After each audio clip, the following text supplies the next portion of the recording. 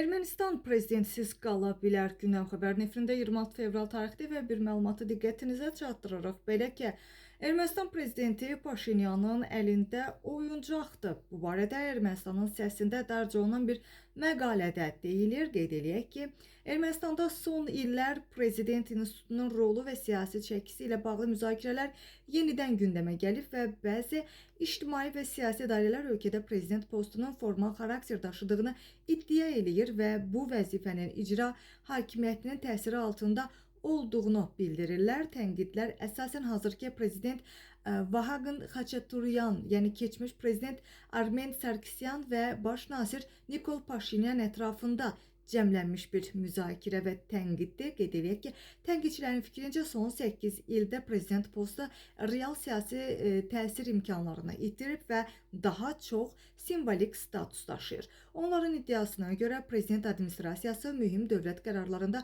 təşəbbüskar rol oynamır və hökumətin qəbul etdiyi qərarları əsasən təsdiqləyici funksiyanı yerinə yetirir və bu mövqeyini müdafiə edənlər hesab edirlər ki, ölkədə baş verən mühüm hadisələr, regional münaqişələrin nəticələri, qaçqın axınları və daxili siyasi gərginliklər fonunda prezidentin açıq siyasi mövqeyinin nadir hallarda eşidilməsi də məhz ictimai narazılıqların artırılmasına səbəb olur. Müzakirələrə səbəb olan məqamlardan biri də məhz prezidentin diplomatik jestləri və bəyanatlarıdır. Analitiklər hesab edirlər ki, Ermənistanda prezident institutunun rolu ilə bağlı mübahisələr yeni deyil və bu məsələ ölkədə hansısa bir konstitusion idarə etmə modelinin xüsusiyyətləri ilə bağlıdır və parlament respublikası sistemində prezidentin səlahiyyətlərinin məhdud olması siyasi debatın əsas səbəblərindən biri sayılır.